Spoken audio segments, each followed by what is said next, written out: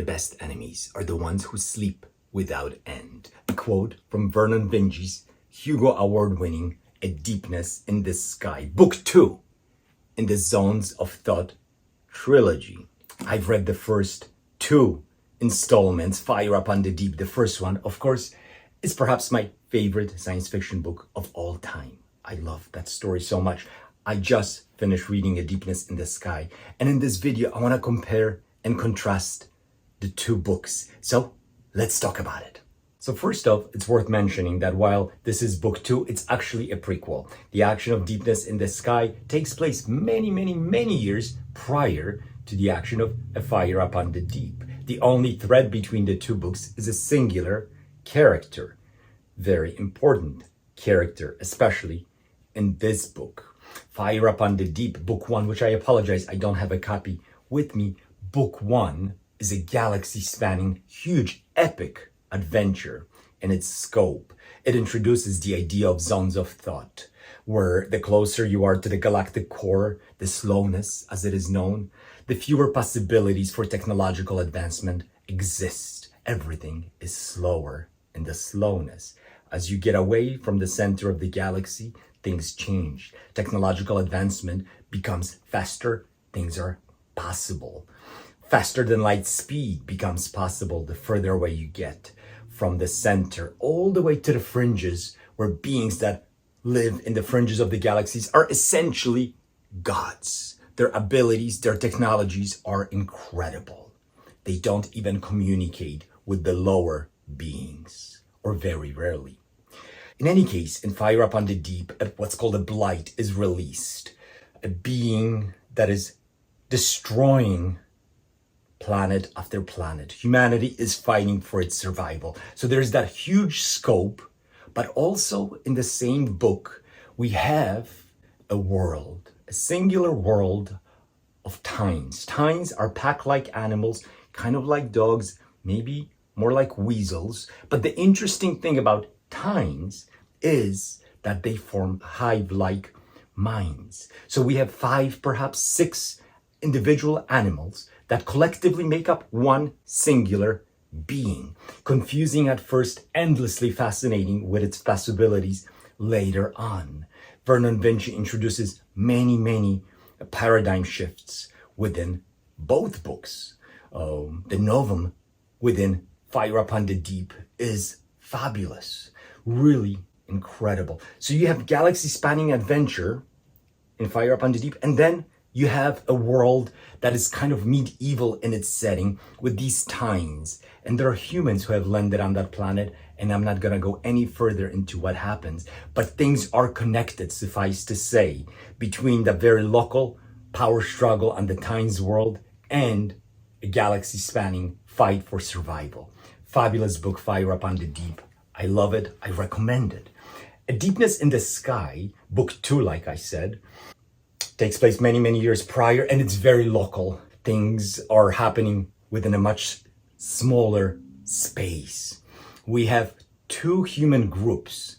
One is called Cheng Ho. It's a group of traders. Those who don't like them call them peddlers. These traders are mostly peaceful. They go through the galaxy trying to take advantage of other beings, but mostly peacefully through setting up trade. I think they kind of highlight Vernon Vinge's political inclinations toward libertarianism. In any case, it's not super heavy-handed, and I enjoyed the little hints of Vernon Vinge's political inclinations, like I said. The other group of humans, they're called emergent. They are a different species, essentially. They have a completely different code of ethics, let's just say.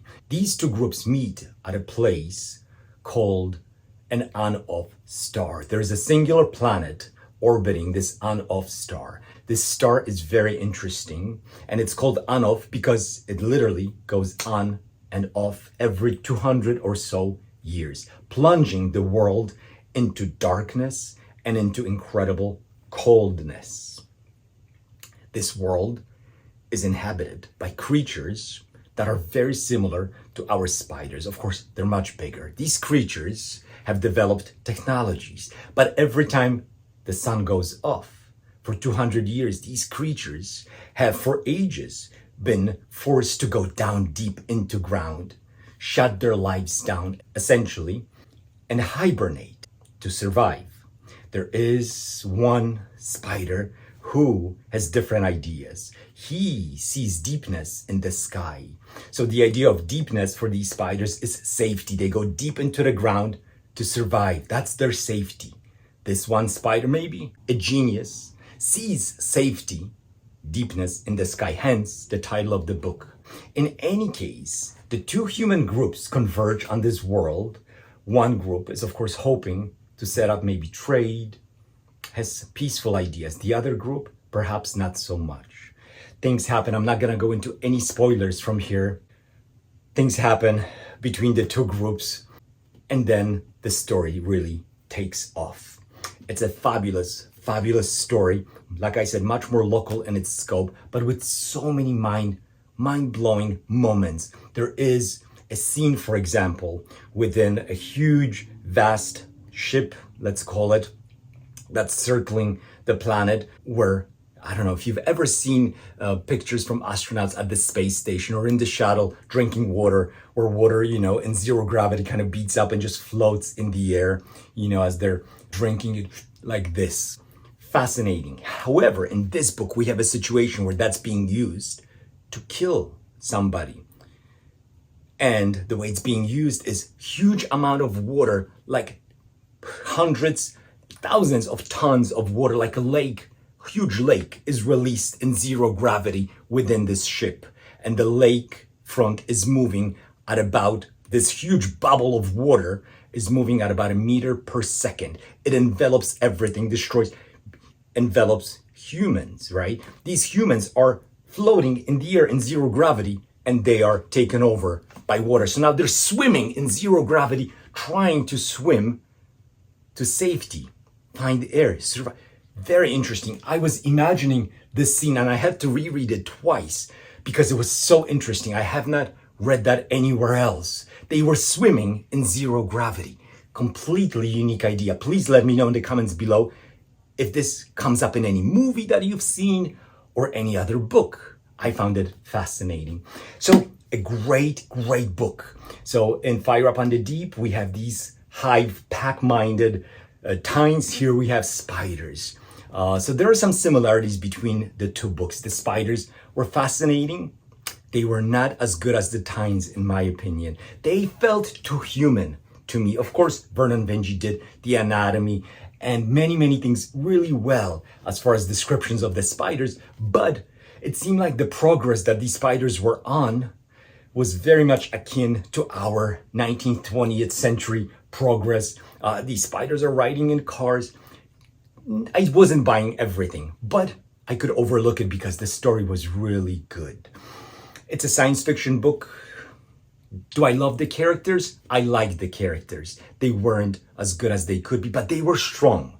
This isn't a case of the three-body problem where everybody is the same, everybody's wood. No, there are some interesting characters that you will maybe not fall in love with, but root for or root against. Specifically, oh my God, the villain in this book, incredible. One of the best villains I've ever read. The reason why the villain is so good is because he's tricky.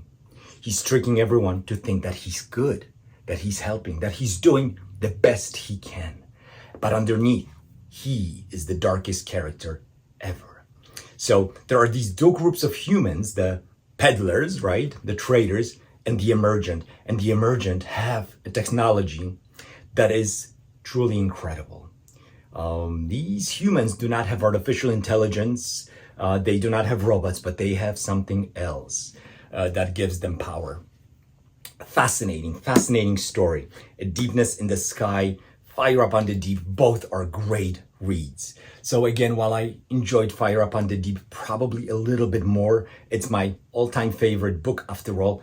This one is so fresh in my mind. It's actually challenging it a little bit. It was slow for a good part. That's the only reason I'm not loving it as much as Fire Up on the Deep. It did bog down a little bit in the middle, I thought, as the action, and they're waiting for something to happen on the planet. Everyone is just waiting, and it felt a little bit too long. It's almost 800 pages. I think it could have been shorter, and it would have been better for me. But I encourage you to see what you think about it. It doesn't matter which book you read first. I read them chronologically, so if I were up on the Deep and then A Deepness in the Sky, but I could see how it would be more fun to read this one first, the simpler book, the first book, and not the order that it was written, but actually in the timeline of events. So in any case, fabulous book. Both of them are incredible. Let me know your thoughts. Thank you for watching, and I'll talk to you next time. I'm excited.